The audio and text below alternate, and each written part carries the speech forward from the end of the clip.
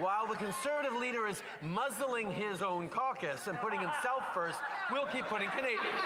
The Honourable Leader of the Opposition.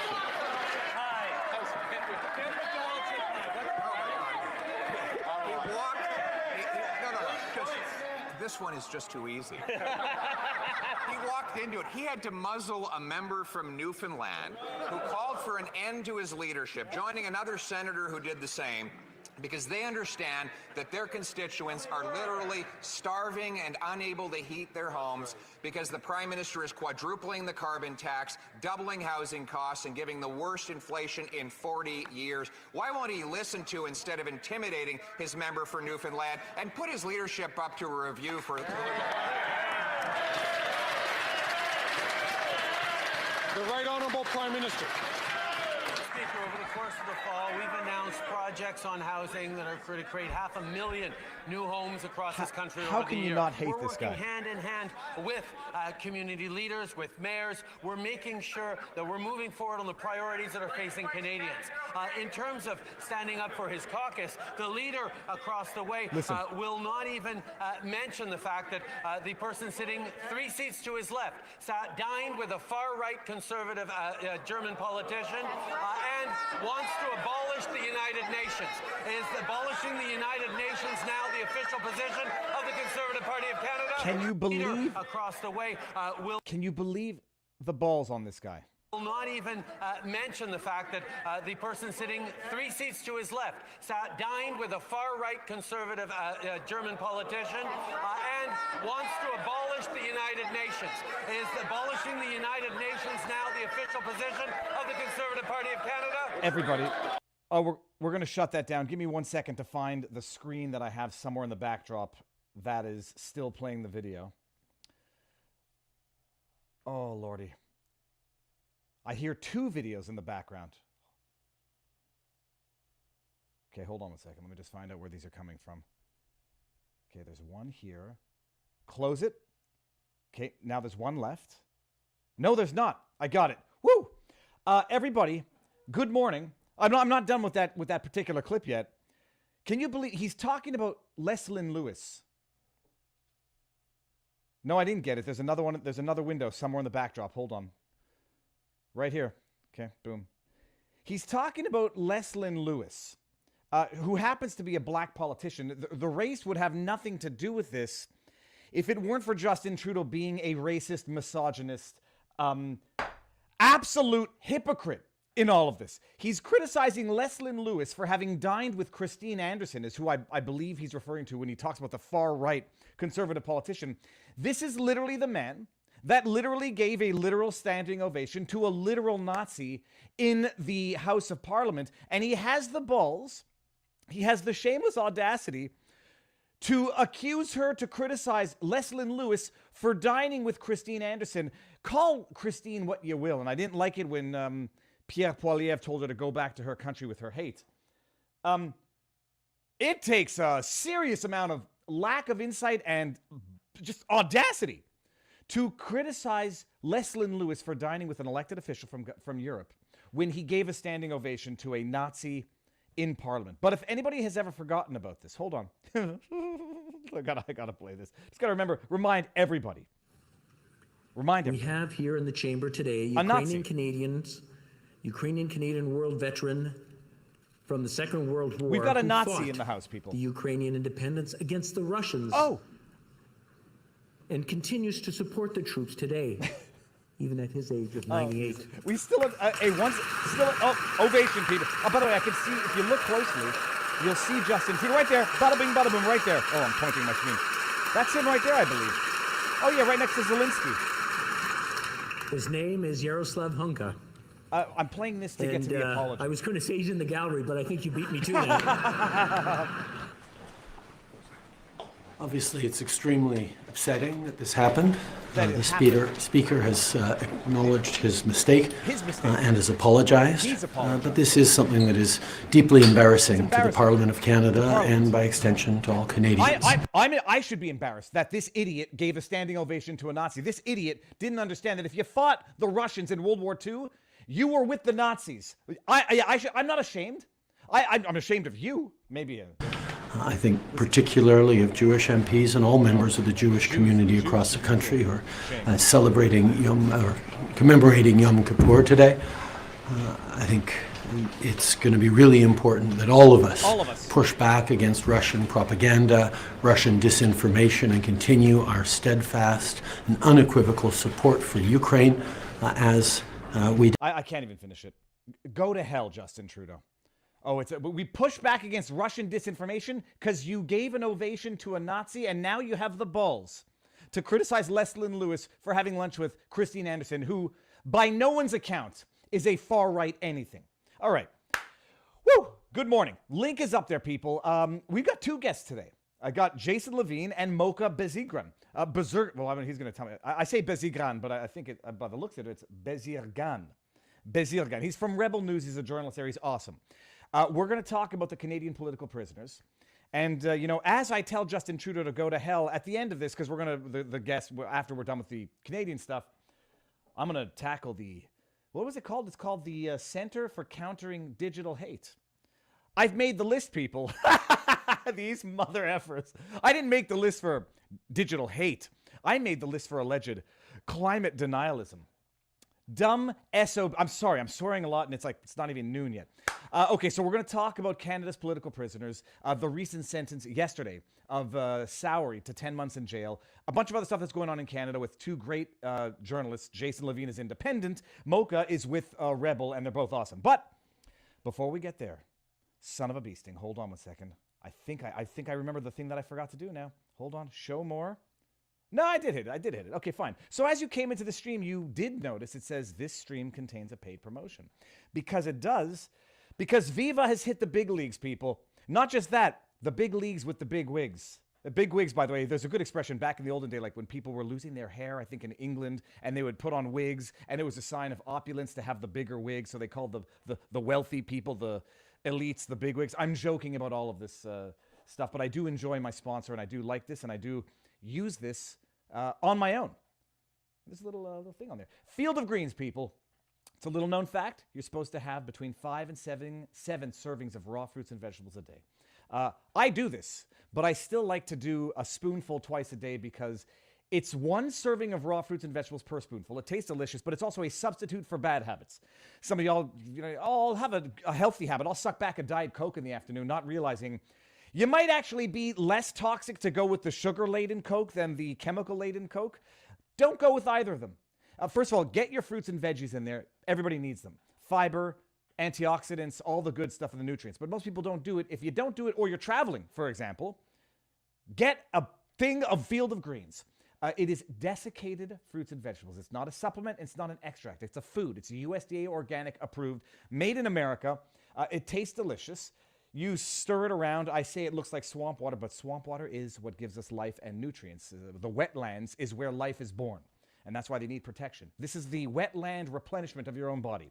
It's New Year's, new healthy habits. Go to, you go to Field of Greens, and it brings you to Brickhouse Nutrition, but fieldofgreens.com, promo code VIVA, will get you 15% off your first order and free rush shipping. No, there is no intravenous available, as far as I know, nor would you want to. Although, it depends which expert you ask. Some experts don't think there's anything different between injecting something IV versus ingesting it. Those are the experts you really should be listening to. But that's it. Fieldofgreens.com, promo code VIVA, 15% off your first order and free rush delivery. Now I'm going to remove that, and the link is in the description as well. All right, well, that's the good news. Let's get to the bad news, people. We had our white pill last week with the Emergencies Act being declared unlawful by a federal court. They vow to... hold on, I'm going to bring this up. Chris Banks, you're wrong. I actually do drink it, specifically because, y'all know about my IBS? Whatever. I've been told I have IBS. This is good to build up the good gut biome, and it's a healthy drink. And when I go for a jog and I come back and I want to rehydrate and renutrients, I do it. Taste it. It's delicious. Period. That's not here. Okay, anyways, that's it. Enough of this. We're going to bring in the guests. Jason Levine, Mocha Bezirgan. He's going to tell me how to pronounce it. Okay, Jason, I'm coming in with you first. Mocha, I'm coming in with you now. I'll go on the bottom so that when I bring up a comment, it will... See my face. Okay, we're gonna see how our audio is going. Let's start with Mocha, and I'll do the audio check when I go to locals. Mocha, introduce everybody to who you are if they don't already know you. I'm Mocha Bezergan, and I'm with Media Bezergan, and I've been doing journalism since last year independently. And yesterday we were in Lethbridge covering the trial of James Sowery, who is now in prison for 10 months, who has been sentenced. And yeah. All right. Mocha and Jason, tell everybody who you are, and I'll get the audio levels going good. I'm Jason Levine. I'm also an independent journalist here in Alberta. I was sitting beside Mocha as we were covering the sentencing. Mocha and I have been covering a lot of the Coots situation and basically every matter in Lethbridge. And Mocha is also covering a lot of the stuff in Calgary, including Arthur Pawlowski and other matters. And Mocha, yeah, he's one of the only accredited independent journalists in Alberta, of all of Alberta, who actually has the permission from the courts to act as an accredited media in the court. I'm working on that myself. I'm a couple of weeks away from that, but Mocha is the only Alberta accredited media that is covering this. So I guess the question is going to be like where we start. We're going to start with the most recent. Everybody knows about the Emergencies Act being declared unlawful by federal court judge Richard Mosley last week. People thought this was going to be the beginning of the tide turning, and then we get into the sentencing of James Sowery yesterday. That was in Lethbridge. Was it the Lethbridge courthouse? Correct. The same courtroom even that we go for the Coots bench, so courtroom 6. That's going to be a very popular room for the next few months. All right. Someone says, Viva, I'm low, and the others are loud, so I'll tweak up my audio a little bit. Okay, look, I talked about Sowery yesterday briefly, and I was watching his interview with Grizzly_Patriot. Who wants to field it and tell us what's been going on? He was found guilty in May of this year. Mocha, you want to get going? You know, give us the rundown. Sure. Basically, a jury of his peers found him guilty of assault with a weapon and dangerous driving. And Sowery maintains his innocence. He says, why would I plead guilty for something that I didn't do? And basically, he ran over a pylon, a traffic cone, when he was leaving the protest area on the highway at a RCMP checkpoint, where there was a police officer there who apparently had to jump out of the way to avoid being hit. Although the judge acknowledges that Sowery did not attempt to hit the RCMP officer, he still ruled on the sentencing based on even scaring an officer to think that he's going to hit him was criminal enough. And he decided that it should be denounced, and a message needs to be sent to like-minded individuals that you cannot use your weapon, you cannot use your vehicle as a weapon to scare police officers. So that was basically what happened yesterday. And now he was not in jail up to this point for 2 years. And he says he had an incompetent lawyer that led to him being found guilty. And now he is a competent lawyer. He says he has trust in his lawyer, and he's going to appeal it. But basically, I didn't know that I was interviewing him for the last time yesterday during the break, that he was having his last cigarette. He was drinking his last Tim Hortons coffee before we went back to the courthouse, and he was taken away by sheriffs in tears. So we're going to back this up 2 years now. So the facts, as I understand it, is he's driving a big rig. He's bringing wood in to the Coots, to the Coots blockade or to the Coots protest. He brought some firewood in to help people stay warm as they're protesting. And on the way out, what did they do? Did they set up a blockade to stop and ticket people, or what was the purpose of the blockade? So he spent 5 days at the protest. He brought his vac truck down, and he was a supporter and did bring supplies, yes. And he left February 14th, so that's a very important date. That's the date the EA was invoked. And he left around noon or so to go home. He was going home to go back to his family. And on his way out, he reached a checkpoint, number 14, on the northbound lanes. And I believe it was to let people know not to come back. Maybe that's why they were stopping people, to let them know. But it wasn't a clearly displayed checkpoint. It was just off to the left. There was one officer, because all the other officers were on the southbound lane waiting for somebody with guns, was the police message at that time. So this officer was alone by themselves. It wasn't a clearly marked checkpoint. There were pylons in the police officer's vehicle, but just a single officer who kind of came out of nowhere at the last second to wave at James, who thought it was a wave goodbye as he drove through.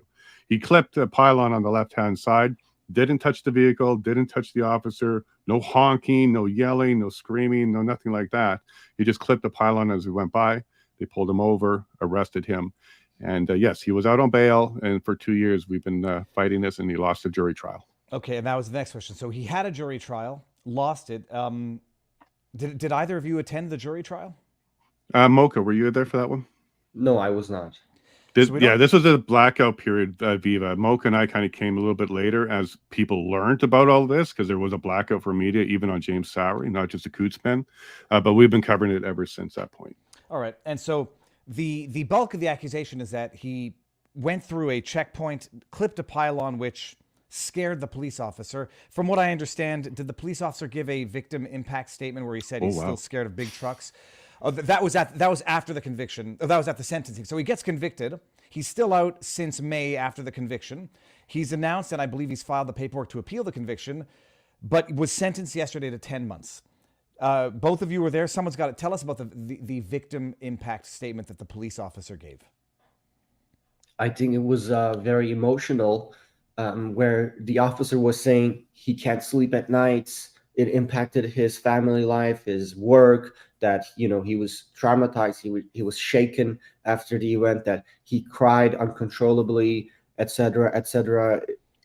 You know, it took a toll on his mental health, everything. It's not. I'm not trying to laugh at this. Like, I don't know. Maybe he is that sensitive of a police officer, in which case he probably chose the wrong profession. But this literally, not literally, but this is quite analogous to the victim impact statements that the January 6th police officer, Capitol police officers, gave about how they're, you know, perpetually traumatized, et cetera, et cetera. Except there, you know, there was actual violence, whether or not it was instigated, provoked, whatever. This cop, who barely escaped a pylon clipped off a truck, was talking about how he's traumatized and has difficulty doing his job as a result of this incident. Correct. That was part of the victim impact statement that was caused the audience in the galley to kind of snicker and giggle, because he was talking about how he is afraid to pull over large vehicles now. So it's affecting his work. He's afraid to go around them. The proximity of a large vehicle now causes him trauma. And I don't know if it's irrelevant or not, but he was the only officer on February 14, 2022 wearing a mask for COVID. All the other officers were not. And he was left on the northbound lane while the other officers were working the very dangerous southbound lane, where they're expecting somebody to arrive with weapons. So I don't know if that means much to anybody that's watching, but they left this one lone masked police officer to do the northbound lane to give information to people, while all the dangerous work was on the southbound lane. And yeah, he did say in his victim impact statement that he fell to the ground, cried uncontrollably for a long time, and has been suffering with the sounds and the visuals of large trucks now. I've got. Well, do either of you know if during any testimony this cop was ever asked if he has ever drawn his gun in the line of duty? Don't know about that one. No, I don't know about that testimony if it exists. All right. I mean, it's funny, but it's not funny. It's absolute political rubbish. The judge. Who is the judge in this case, or is the judge? Yeah, I don't have his name. Mocha, did you catch his name? I'll give you his name in a minute. I have it here. Okay, I'm curious. So they give he gets victim impact statements, but James Sowery also gets what do they call them? Not letters of recommendation, but character witness. So yes. he gets character reference letters. This for everybody who knows now. You've seen it last night. This is a middle-aged man, father of 2 kids, no criminal record, single father of 2 kids, no criminal record, no violations while he was out on his bail for the last 2 years. Gets a bunch of reference letter character letters and gets sentenced to 10 months, which was on the upper end. The Crown was looking for 12 months. Correct. And the judge also let us all know that he could have gone from 8 months to 60 months for this particular sentencing. Wow. So he did drop it from 12 down to 10. But I also want to highlight something. He has a very clean record. But the only thing that the Crown was able to bring up that may have made James look a little bit bad was he shared some Facebook posts. He shared a post that had a Canadian flag that had a pylon on top. So don't do that anymore, folks. And he shared a video where someone crushed a pylon. Not violently, no rhetoric, no offensive language at all, just a crushing of a pylon. And those became aggravating factors for his sentencing, as the judge explained to us. Why? Because he's online minimizing this man's trauma? Yeah, it was used as a show. Yeah, it was used as a show of no remorse. That's how it was classified. Yeah. the judge that was presiding over the case was Justice Glenn Pohlman, and he was bound by the sentencing that the jury delivered, so he had to give the decision that the jury delivered, so he had to give a sentencing reflected on aggravating and mitigating factors. And as the mitigating factors were being listed, I was thinking, okay, well, he's gonna get some house arrest probably. That was the direction it was going, I felt like. But then as the sentencing, after the aggravating factors, the sentencing come, and as the judge was reading the sentencing, we had two sheriffs on each side, and they both stand up, and Sowery stood up slowly as well. And one of the sheriff had their hand on their telecommunication device. Yeah, like almost ready to call for backup. The other officer, they are both faced towards the gallery. And, it was an intense moment where everyone was gasping. And after the judge delivered the sentencing, he immediately left the courtroom, and everyone was like, this is injustice. We love you, James. And James turned around with tears in his eyes. You had people crying, leaving the courthouse in tears. It was a, very emotional day. I'm gonna bring this up because if they had played this, yeah, I just like having fun with it. Okay. Wow. Look at him go. Well, let's skip to the punchline. You hit 2 cones. Those could have been people. Those could have been guests at her wedding. They were cones. It's a sick joke. You try to find some humor in it. It's a sick, bloody joke. 10 months in jail. He's appealed the decision. Does he get, or do we know if he's going to get released on bail pending appeal? Because if he goes to jail for 10 months, by the time his appeal comes around, he'll be out. Well, he's still fundraising for that appeal, and if he is able to file it, then yes, he would be out pending appeal. The earliest that could be happening is within 2 weeks or so he's definitely going to stay in there for 2 weeks. But if he's able to get that appeal filed, and that appeal is being filed, Viva, on incompetent representation, and we can certainly get into some of the challenges around his representation. Well, but it is being filed for that. Before you even do that, what's the fundraiser? James Sowery appeal. So what we can do is we can send you the link, but it's on Give Send Go. If you type in Sowery, you'll find it. Send it to me in private chat, and I'll share it right now. Tell us, let's get into the ineffective representation, because that's a very, very tough thing to. I say it's tough unless it's egregious. What are the examples? What are the allegations of ineffective representation from his first counsel? Well, one of the examples is the reconstructed staged photo that was used and brought in as admissible evidence. So the Crown never had a picture at the time or shortly after. So what they did is they recreated a picture which had the officer in a certain position, the cones in a certain position, and the vehicle in a certain position. The challenge with that particular one is James actually has an official original photo. He did take a photo as he was driving up to the checkpoint. So he does have a photo of the actual laying out of the checkpoint, and it doesn't match the reenactment one, nor was that challenged by his lawyer, nor did they try and bring in his photo. So his lawyer allowed a reenactment to supersede the original, and it doesn't accurately reflect the scene. And it's important because where the officer was standing is quite important to this particular situation. But that's just one of the examples of what I would believe is gross misrepresentation by the lawyer. Okay. Yeah, and then there's a few more. There was no objections. There was no challenges, and there's also possibly some searching that was done that wasn't done properly. And yeah, I don't want to go too much into it because it's still being filed. But the main one that sticks in my mind is this photograph that the jury saw, which didn't accurately represent the scene at all. But James has an accurate representation that was not used. Oh, that's outrageous. That's James Sowery. He's one of how many individuals within the Coots umbrella have been charged? There's 13? 13 or 15. That number, because you also can include Pearson. So Joanne Pearson, who's already finished her matter, so she could be included as well. And there's quite a few actually. So I think we're up to 15. Is he the first one now to have been sentenced? Sentenced and jailed, yes. Okay. So the Coots men, they're still pre-trial. We haven't reached that yet, but we're headed in that direction. And Mocha, what was the judge's name again? the judge's name was Justice Glenn Perlman, and basically this sentencing sends shivers to the rest of the protesters who have ongoing trials, because they have seen that they are out to get them. They are out to send a message to like-minded individuals. So they are worried that they will also be made an example of. And I asked an individual, I said, it seems like the number of people in prison is not going down, but it's going up. And he said, yeah, now we have 5 political prisoners. Trying to see who appointed Justice Pullman, but can't find that too quickly. Well, you got the 4 who are still in jail for the conspiracy to commit homicide on remand, pre-trial detention. Now you've got 1 post-conviction. Who else of these coots have stood trial and are awaiting sentencing, and who is still awaiting trial?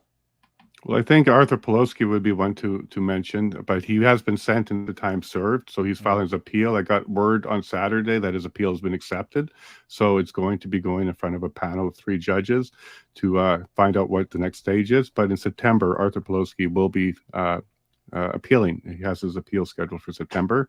And I think those are the main ones for the coots directly related to Milk River or coots that has been sentenced or their trials are complete. Mocha, is there anybody I'm missing there? Also, we have 3 individuals who were charged with mischief over 5,000, and they have ongoing legal battles. And one of the individuals who gave me interview expressing that the court systems are corrupt, that there is no justice in this country. Apparently, Crown contacted his lawyer and said that they're going to use this video as evidence against him. Oh, wow, already. Yeah. He was convicted of assault with a deadly weapon. No, he was convicted of assault with a weapon and dangerous driving.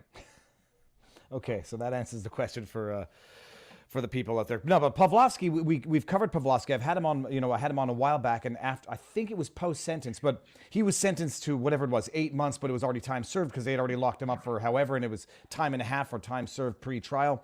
So he didn't go to jail. Everybody yesterday was like, oh, okay, so time served, except no, because Sowery was out on bail for the last years. He didn't stay, he was in jail for 8 hours, not for weeks or months on end. That's correct. And some of the aggravating factors that got listed off, not many mitigating from the judge other than the reference letters and character reference, but some of the aggravating ones that I found peculiar was he actually said because of the 5-day involvement, it was a politically charged event. He used that as an aggravating factor against James. He also talked about how the manual transmission is an aggravating factor because each gear shift would be an intent to change gears. Now, keep in mind, James is maintaining his innocence here. He was gearing up to go home. He had no idea he had to stop. He was going to go through and go home. But the judge did talk how the manual transmission is an aggravating factor. If I could stop you there, it's not any relevant detail. Did I understand that there are 18 gears on these pickup trucks, on these big rigs? I don't know that answer, but several. Yeah. So the several gears. So the idea of gearing up is that when you get ready to go cruise, you get into a high gear and you're not expecting to downshift unexpectedly. Correct. In the testimony from James and the officer confirmed that there was gearing up, and then that was used as an aggravating factor when doing the sentencing. Let me see here. Most today's 18-wheelers have 10 forward and 2 reverse drive gears. So 10. It's quite a lot. Okay, keep going with the aggravating factors because these are mind-blowing. Yeah, so he also talked about the room on the right-hand side of the vehicle as an aggravating factor. Had he just been 12 to 24 inches to the right, no cone, maybe no stop. He may have gotten a failure to appear, but because he was a little bit to the left, hit a cone, that was used. The cone itself was used as evidence of how close he was to the police officer because they were laid out on the road. But that's really all I have. Like the only other aggravating factor was the speed was determined to be between 60 and 85 kilometers an hour from the testimony of James and the officer. That's the range the judge cited. And then the last part was the lack of remorse. Even though it's not supposed to be an aggravating factor, the judge was very clear. He's not using it as an aggravating factor because it could still be maintained by someone with innocence. But the judge did bring it up several times that remorse, the lack of remorse was something he was considering. That's outrageous. All right. Mocha, what else? Well, we actually have footage from that time right after it happened. A vehicle who was passing by the same checkpoint recording the crashed cone and Sowery being pulled over a few miles later. So I just sent that link to you. Maybe you would be, if you want to show. Okay, it's after minute 3 mark. I can't. I still haven't been able to get back into my Facebook, and I don't really care to. So here we go. Let's see here. 3 mark. Okay. This is at the time. Yeah. So there's no. Teresa, keep us So posted. that's the RCMP car on the left. Just rumors that they See, that's are the going cone to on the invoke left. the War Act, the Crash. Emergency War Act, whatever it's called. That's the cone. That it's is. not, There you go. It's not one Yeah. of the big 4-foot cylindrical cones. This is a freaking like a high school gym cone. Yeah. Correct. Oh my goodness! I thought it was. And one as of you can the, see, it doesn't look like a checkpoint. It just have a couple cones in a car. There's nobody stopping you. No stop sign, no nothing. Yeah. And this was not entered Teresa, as evidence. This keep video. us posted what he said, because we've been hearing rumors that they are going to invoke the War Act, the Emergency War Act, whatever it's called. That's the cone that they suspect was run over by the truck, because the truck went to the left to try to get around the cop. Yes. So No, not to get keep us around a posted cop, on just to that. pass through. I know that he had a conference about business. Okay. I actually. Sorry. Yeah. Where should I go from here? And if you go like 5 minutes further, you will see him being pulled over by multiple police cars. 5 minutes further, as in 8 minutes, or at 5 Yes. minutes? Okay. Around that time, yeah. Maybe further. Why does the audio keep going down here? Let's see here. Okay. Not maybe previous, actually. There he Oh, is. Yeah, there you go. That's his truck. That's his truck. Freedom. Yeah. Well, I mean, he wrote freedom on it. That's the rallying call of the far right, according to CBC. So that's when he got pulled over. Yeah. Mhm. So he's not running. He's pulled over. He thought he was going home, so they pulled him over, and they pulled over. That's amazing. You go from that to 10 months in jail. Mm-hmm. All right, Mocha, anything else in this video? That's all. Okay, now I'm going to just look up one thing, because I thought, let me see here, big cylinder cones Montreal. I thought it was like the big, these ones is what I thought the cone was, present. Not the stupid little high school penny pones like these. Right. Yeah, No, these cost 900. Now I understand why they rent them for $2 a day. Like one of the big cones. Okay, so it wasn't even a big cone; it was a small cone. All right. Yeah, and as you saw that checkpoint, it doesn't look like a checkpoint. It may be multiple officers, hands up to stop, maybe, but it was just a vehicle with some cones. So from James' perspective, there's nothing stopping him. So he didn't ram, as Jason Kennedy said, ram a barrier. That was some of the rhetoric that we got out from this incident. And I certainly didn't see a need to stop. There's no stop sign even. So from James' perspective, it would be confusing. I can see how he continued to go. And it's also daylight too. So it's not like he was in the middle of the night or trying to scare anybody. He was going home. Okay, I mean, it's not going to make sense to anybody out there. Like, I mean, it'll make sense to Americans who have witnessed the January 6th convictions and the excessive sentences, 17 years to, members of the Proud Boys. 10 months for that, and he's appealing. Okay, is there anything else as relates to James Sowery in particular that we need to know? Well, he did provide an apology to the officer, and he did acknowledge that the officer himself would have been harmed from his perspective, but his apology didn't tackle his role because, again, he's maintaining his innocence, and he was not willing to give a fake apology or give fake testimony in order to help himself. He was probably aware that, just apologizing, even if he didn't mean it, might have been helpful for the sentencing. But again, he's maintaining his innocence all the way through. So I think one thing important to mention is that his defense was asking for 12 to 18 months in house prison so that he could be with his family and maintain his farm that otherwise would be out of control if he's not there. And this is where the judge said, yeah, in certain conditions, this is okay. But in this condition, we need to send a message to denounce this action. And they chose prison, not house arrest. It's unbelievable. I'm going to add to the stage. This is his Give Send Go fundraiser. yes. Yeah, he's got to get to $250,000, and he's at 11,000. And Yes. I'll share the link here again in the chat. That's the latest victim of the political persecutions in Canada. 100%. And he has a daughter, the 16, son 10. He's been a great father. There's been no issues with custody. Like everything about James says model citizen, except for this incident he's accused of. Nothing before, nothing since. And even the way he handled himself yesterday in court was astonishing and amazing to see. He was a gentleman. He stood up, put his hands behind, and left. In cuffs. I don't know if they cuffed him immediately, no, but the door's right there. They just opened the door. We're used to that door because that's where the Chris Carbert and Lysick and then the rest will come through and when they're in shackles. But yeah, they were ready to have him ushered out quickly. Let me see what Peter Biker says. James Sowery flipped the script when he decided to defend his innocence via jury. Bad bet in retrospect, but his trial sure highlights the presumptiveness of the average Canadian, doesn't it? Guilt. Well, I mean, everybody's convinced that these were all murderers and racists and bigots to begin with. So what? And tell us what else is going on in Lethbridge. You had Chris Carbett, for those who don't know, colloquially of the Coots Four, but these are the four men accused of conspiracy to commit homicide who've been in jail now for 716 days. 15, 16, 17 days. We're getting up there now for sure. Yeah, Chris Carbert's bail was denied, so we know this by now. And the next court date is going to be February 5th, where we're starting the pre-trial. There's 5 weeks of pre-trial scheduled right now and 5 weeks of trial starting late May scheduled right now as well. So we're making arrangements, Mocha and I, to be down there for 10 weeks to cover all of this for you. Are you there with your family, Jason? I will be. I'll be taking my trailer, and we found a lovely couple who invited us into their home, so we'll be able to keep the expenses down. But yeah, I'll be taking my family down, and we'll come back up on the weekends to take care of the property. And Mocha, you look too young to have kids. No, I don't have kids. I just have a girlfriend that I need to be back to. Otherwise, she gets angry.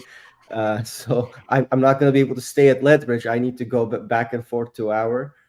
But I spoke with Carbert yesterday, and I said, look, it must be very tough for you. You got your bail denied. And he said, yeah, the first week after the denial, it was very tough, but now I'm used to it. If I gotta have to wait 5 more months, so be it. I've been here forever.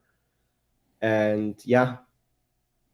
Now let me tell you about our Saturday, Viva. We had the fundraiser Saturday, and there was a slow roll convoy down to the Coots. This happened 2 years in a row now. No problems, no issues, nothing. Unfortunately, or fortunately, depends who you're asking, the RCMP was heavily involved in that convoy. There was a helicopter, over 50 police cars were counted. They had a big show of presence for sure. And I assure you, Viva, they spent more on doing that than it was the fundraiser. They even had the helicopter above the fundraiser for a while, whether it was for intimidation or whatnot. Not even a bumper got scratched during the convoy. The second year in a row. They had tactical vehicles too. Yeah, from Edmonton. Officers, yeah, special teams from Edmonton were down. So they definitely spent a lot of money showing their blue and reds all over Alberta during Saturday. I love it. I mean, there's going to be Americans watching this who are looking at two of the most politest, soft-spoken Canadians with the typical Canadian accents, talking about what the government is doing up there as relates to peaceful protest, and they got to be saying, "Holy shit, we all thought Canada was a nice, free, polite society, and we've now seen it's become a tyrannical, polite society, maybe because of the politeness and the subservience to authority." Chris Carbett is one of the four who's in remand. There's Lysick, there's Tony. I forget his last. I don't forget, but I lose the last name. Tony's last name? Olenek, and the fourth one? Jerry Morin. Now their trial is scheduled for this coming. What is it? March, April, May? Late May the trial starts, but pre-trial continues February 5th. Okay. Now are their trials all together, or are they having separate trials? Excellent question. So currently they're all together because they are fighting a conspiracy to commit murder charge, which does have them all tried together. However, Tony Olenek had a change with his lawyer. So his lawyer has departed. That happened on December 10th, right before the pretrial was supposed to continue. And that has now left him self-represented. So Tony is now self-represented at this stage. And this is after $670,000 was spent by Tony's family to defend him. So he's now proceeding without a lawyer. And there may be a desire by the rest of the lawyers to start to separate the men based on the different defenses and a different way to tackle this trial. I don't have information on actual separation yet, if anything's been filed, but I know the conversation's there because there's concern around the represented nature of Tony Olenek at this stage. Okay. Yeah, I heard that it's been, people have been trying to discourage Tony from self-representing, and everyone, even I don't know if it would break the publication ban, but basically, let's say everyone tried to discourage him to self-representing. And the idea would be if it's nothing more than legal aid, because even if, I don't know if he's entitled to legal aid, because I don't know what his net worth or revenue is. Revenue is probably zero, but the idea would be, even if it's just get legal aid so the legal aid can piggyback off the other lawyer's work. You're not going to be able to do it yourself as an individual. Well, in Alberta, legal aid isn't like everywhere else. Alberta, you pay for things. So even legal aid is just a loan. It's not free legal. So he would qualify, but the judge did offer him legal aid, made that option available. Other lawyers stepped forward and said, we can find and refer lawyers. But no, Tony was adamant that at this stage, he has lost faith in the justice system. He's lost faith in the lawyers, and he's preparing himself to go forward alone. All right, so they got their 5-week trial. The 5-week pre-trial pertains to what? Who can answer that? Disclosure applications. There's a lot of problems still there, not completed yet, and there's some other applications for. I'm not sure if they're going to separate or not, but most of them are disclosure applications because they're not getting the information out of the Crown. All right, and Jordan rule applications, because we're now going to be, by the time they get to trial, it's going to be May. We're going to add another 4 months to the 700 days. It's going to be 30, 60, 120. They're going to be up to 840 some odd days. Is there a pending Jordan application to dismiss the charges outright? No, so I don't think they're even going to go that route. So the Jordan deadline for most of them should be in August, but Tony, it might be in October because he had a delay for 2 months for his change in representation. So his Jordan date may move a bit because you do subtract the defense delays, and for Tony, that would be one. But right now, Viva, I know that we would like to see them out, but if they do a 11B application, which is commonly known as the Jordan application, there is no retribution or accountability. It's basically an agreement with the Crown to just stay and walk away. So they wouldn't be able to sue or hold the government accountable. There would be no vindication. I'm sure you know what the press would do with that particular thing.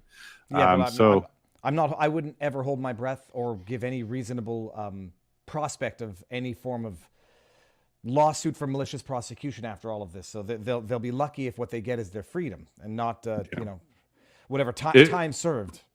It will be a tough decision, no doubt. I'm sure everybody wants them out and put this behind them, but ideally the trial continues and we start getting the truth from the Crown and we see what it truly is. And what we believe it is there's no evidence to have these gentlemen here. So I do expect a jury trial will find them not guilty on the major charges, but they might split the difference being a jury. We'll see what they do with the minor charges, like mischief. All right, Mocha. What else are you? What else do you guys have to say about this? Well, one thing that, from my experience yesterday, people are angry that no media is showing up, either independent or mainstream media. Global news did show up, but they showed up after everyone left the courthouse, and it's been month after month, week after week, where now we don't even have the designated accredited media rows. People were putting their jackets on there because no media would show up month after month, and now they removed that. For example, Chris Carbert's bail hearing, there was not a single media there, not even watching from online. It's actually it's interesting now that you mention it. I've just gone put it in. Let me see if I go to news if I get any different. So you get you get only 2 results out from Global News and CTV News as far as MSM goes. CBC, no. CBC's most recent article seems to be, at least in the search engine, the guilty protester guilty, his conviction. Yeah, that'd be the verdict, not the sentencing. No, so yeah, they're not touching it. And even if you go to all, you get Global, CTV News, and then scroll down, Mocha, you're there. Mocha, yep. Mocha, Alberta, MSN has a little piece. Ground News, Mocha, iHeartRadio. And then CBC is back down to March 2023. That's unreal. Yeah. I mean, you'd think they would be proud of it, regardless. They're going to scare people out of protesting. They should be happy with themselves. They just don't want any attention on James, maybe likely to hurt his appeal chances. If he has attention and people hear about this, there'll be donations to get him an appeal. So maybe that's kind of maybe the strategy there. No attention might help them avoid an appeal. Wow. There was no attention on Sowery, no attention on the convoy that happened 3 days ago, no attention on the Coots 4 trial, pre-trial. Outrageous. All right, now, so, and what else are you guys going to be working on? I mean, Jason, this is going to be full-time for the next little while. What else are we looking at in Canada that maybe the Americans should know about? Detective Helen Gru. So February 14th, 15th, or 16th. We're not sure of the date yet, but she'll be returning to get some more dates. They had allowed. Don't presume everybody knows who Detective Helen Gru is. Yeah. Detective Helen Gru is a former, or I mean, I guess she's on leave now. No. They just put her in a different department. She's still full time. So she's an RCMP officer who was investigating. Her position at the time was, it's like child protection. I'm going to forget the word. What was her exact? So SACA for the Ottawa Police Services. So she was in the child assault and sexual abuse division. So this is a division that covers child assault, including SIDS. So it was really within her purview to investigate this, and it was the Ottawa Police Services, not the RCMP. Okay. So OPS. Yeah. She's the child protection unit. She's investigating bad things happening to kids, like untimely deaths. In the context of her functions as an investigator, she starts looking into cases of SIDS, sudden infant death syndrome. And in the context of her investigations into that, she inquires into the jab status of some of the parents. You'll get into the details. It is discovered that she's doing this, and then she is disciplined and transferred. Give us the details there. Yeah. And actually, this one, we got a lot of information last time when I was in Ottawa for the hearing of this one. What I found really interesting, Viva, is there was 9 sudden deaths, a cluster of them, which we heard testimony, which was 3 to 4 times more than normal. She went and looked into each of the matters. There's a standard SIDS questionnaire that existed pre-COVID, because every time there's a SIDS death, they have a standard questionnaire that they go through. On that questionnaire is vaccination status of mother and child. Again, pre-COVID, vaccination was a concern for SIDS. Whether the mother or the child had a vaccination recently was a questionnaire question, which was removed for these 9. That was not answered for this 9. So when she was going through the paperwork to see what was going on, she noticed these were all empty. She went and asked one of the fathers the status to complete the questionnaire. Bada boom, bada bang. They removed her from the office and started this hearing against her, and she's now fighting for her career. Self-funded, no help from the Police Association, which should be funding it, and no help from any other organizations like CCF or Democracy Fund. And this is a disciplinary hearing that the Ottawa Police Services are initiating and pursuing against her. So she's defending against, what was the charge agast her that as they labeled it? Sorry, I don't have that right now, but it's along the lines of what's the word? It's a disciplinary action for not following the order, and the order was no COVID inquiry. Don't talk about it. And I'm going to go Google it up. Mocha, you're following this as well? I'm not following this. I have other stories that I'm working on. Hold on. Before we get to those, then. So the latest, I'll get the charge. It was like disrespecting or disparaging conduct. I'll get it for Gru. What is the latest coming out of Gru? She's now well into her disciplinary hearing. So what are the latest bombshells that were revealed? Well, there's an application for judicial review. There's an application for non-suit. The judge wouldn't even not the judge, the hearing officer, which is a retired superintendent from the Ottawa Police Services who's doing the hearing, refused to hear the application for non-suit, refused to hear an application for abuse of process. And then that refusal of the application of abuse of process itself triggered another abuse of process application because that itself was abuse of process. It's getting messy. She was denied all expert witnesses, but we were able to hear from a grandfather of one of the children during the last time we had a hearing. And we did hear from a previous Ottawa Police Services officer who testified that not only did Helen Gru do the right thing, it's required of her to do what she did, but yet the Ottawa Police Services are fighting her. February 14th, 15th, or 16th, we're not sure the dates yet, there will be another hearing where, unfortunately, Viva, it's going to be a one-day hearing just to hear when the next dates will be for her. But the defense asked to do it remotely to save some costs for Helen because the Alberta lawyers, Blair Eckert and Bathsheba Vandenberg, didn't want to have to travel for that. Got denied. Even that got denied. So they're going to have to travel It's a scheduling conference. I mean, basically is what it is. It is correct. And now the hearing officer is forcing the defense to physically be there to hear the result of a schedule. This is just to increase the cost. It's absurd. It's punitive, patently punitive. And by the way, it was bringing, quote, discredit upon the reputation of Ottawa Police Services. That's what she's charged with. Sure. Now, I think the good news about this is, as we all heard, that the Mosley decision that just came out, that was also Blair Eckert and Bathsheba Vandenberg. So those were the lawyers on that one. So now these are truly tested lawyers who are going to be fighting for Helen as well. And they now have a decision from the federal court that the hearing officer is going to have to review and realize that and they made comments, Viva, and it was disparaging because even the prosecutor, Vanessa Stewart, made comments that these are just Alberta lawyers. They don't know what they're doing in Ontario. Well, they're a little bit more than Alberta lawyers. They now have federal court experience and a victory that Canada could be proud of. So she's definitely got the good lawyers who's going to be assisting her on this one. But you can imagine, Viva, how good they are, and they're still running into problems like this with this hearing officer. I expect this to go to appeals as the next step. There's no way she's going to be found innocent in any way for non-liable, and they're likely going to try and take her job. So there'll be appeals on this one too. This is a satirical response here. Satirical comment. Okay, fascinating. Mocha, what are you working on? Well, I'm working on P3 corruption cases. So last month, I reported on the Regina bypass scandal, where the Crown aggregate was used illegally and given to a French construction giant for free, and then the government bought it back, the aggregate that it already gave for free, for $500 million.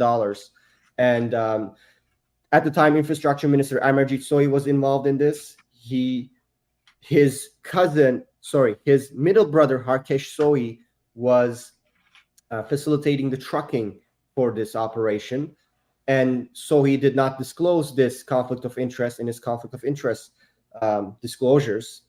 And so that's a report, half an hour long investigative report I would encourage people to watch.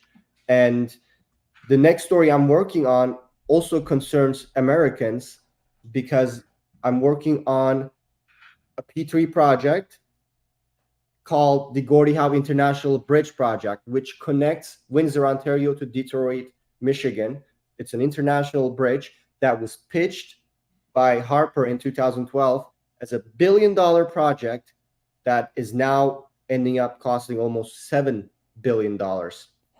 So how did we get there? I will explain in the report. Also, few details. Canada is paying everything. 99.9% of the cost is on Canada, including building a U.S. Compound for border agency and highway interchange, the entire bridge, everything. While the Ambassador Bridge, a privately owned American company, they offered to build a second bridge with their own money for $1 billion.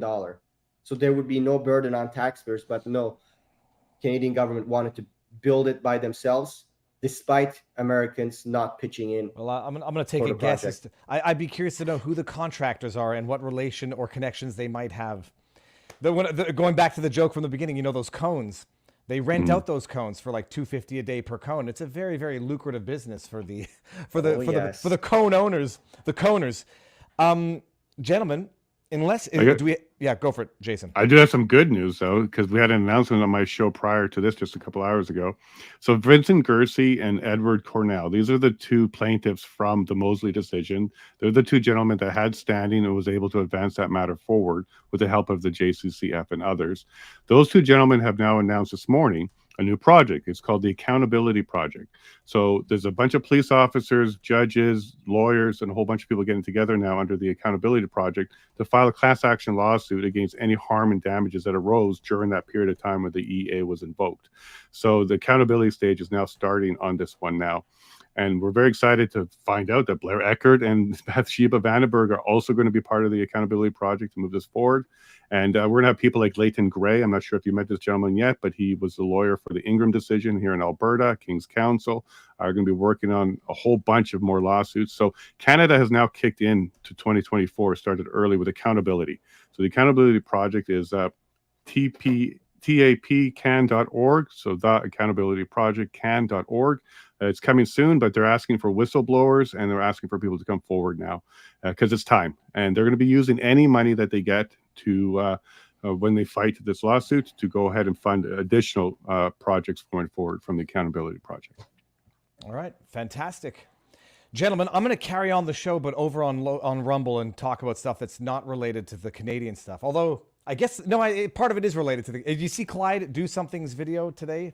Right, they're targeting podcasters. We've made the list, people, and I'm happy to be on it. It's a better... I love it. The Center for Countering Digital Hate, they're making lists, and they're putting people... Am I on that list? I haven't seen it yet. I didn't notice you there. I'm going to go back and do a little control. Oh, shucks. Lex Friedman Clips is there. Joe Rogan Experience Clips is there. Wow. Clyde Do Something is there.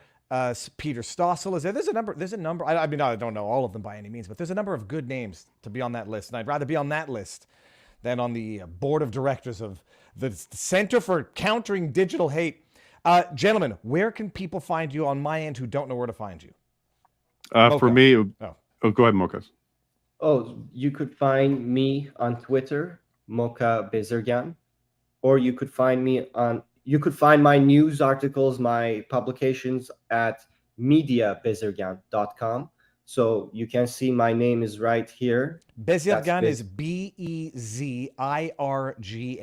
Bezirgan. That's right. So mediabezergan.com, or you could find me on Twitter, Mocha Bezergan. Thank you. Yeah, and you can find me, the best way to find me is thelevineshow.com. I have all my socials linked there, past episodes and future episodes coming up. Tomorrow I have Leighton Gray and Ken Drysdale, along with your brother, Daniel, will be joining me tomorrow to talk about the NCI and some of the other stuff going on here in Canada. NCI, National Citizens Inquiry, Daniel Freiheit, my brother, Lion Advocacy on Twitter. Mocha, Jason, thank you. Come back. I mean, we'll do this just periodic updates, but this is the one that needs to be done. And I don't know how it works with the shared stream, but I'm going to remove YouTube and go over to Rumble exclusively. The link is here. And if anybody, you guys aren't on locals yet, eh? I am. I do have locals. So on mine, you can go ahead and click the join and you can hit my locals from Rumble. There's my locals for anybody who wants to go watch over there because we're going to have the exclusive after party after Rumble. Gentlemen, thank you very much. Keep on and keep on doing what you're doing because you guys, Global puts out a one piece, but you're following it in detail. And if everybody wants to know what's going on in Canada, you two are the ones to follow. And God bless you, Viva, for giving us this time and keeping the attention on here. We had Tucker Carlson come up and bring attention to the Coots men, Elon Musk, and now Danielle Smith herself is talking about them. So thank you very much for all your efforts as well, Viva. We appreciate it. I'm allowed to ask. It's my pleasure. It's my pleasure to put on blast what deserves to be put on blast for good and for bad. And you guys are for good. Thank you. All right, gentlemen, have a good day. Bye. You too. Bye-bye. All right, so that's it. Now, I don't know how this works. So what I'm going to do... 58 minutes into it, or ordinarily we would cut earlier on YouTube, but the funny stuff, not the fun stuff, because this is interesting. It's just not funny. It's actually tragic. It's the fall of a country. It's the fall of the West, because this is not unique to Canada. I mean, the fact that this is analogous to the shit that's happening with the January 6ers is an indication that this is happening to the West. It is the normalization of tyranny of the West. Oh, remember all those things that you considered freedoms, God-given rights? They were privileges that the government can snatch away at the switch of a finger. Virus, rights gone. Weather, climate, rights gone. Oh, okay, so we're going to end on YouTube right now, and we're going to go over to Rumble. Viva Frei on Rumble, and we're going to go over to locals after. So let me just hit remove, come on over to Rumble, and I'll see you there in 5, 4, 3. I